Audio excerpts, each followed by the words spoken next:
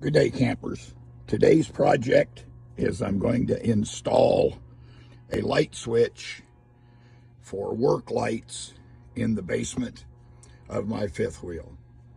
Some time back, I added a couple of LED lights up in the area behind this wall for when I have to work on plumbing or whatever in that basement.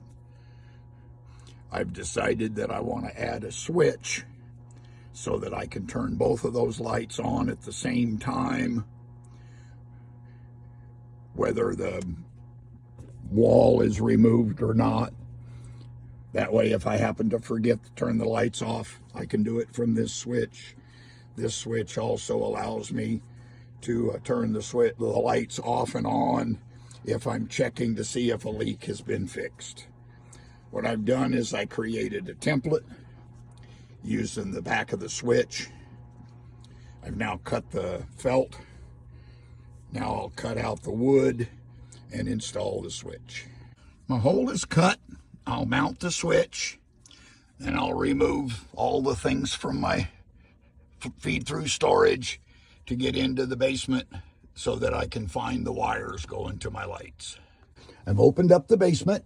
I located the wire coming from my two lights,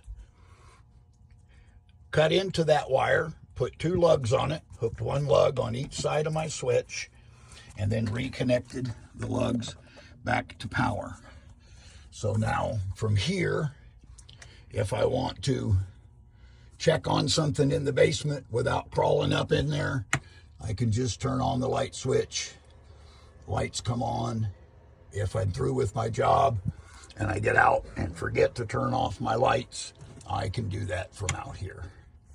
Simple little project, but I think it'll make things a little simpler and a little easier.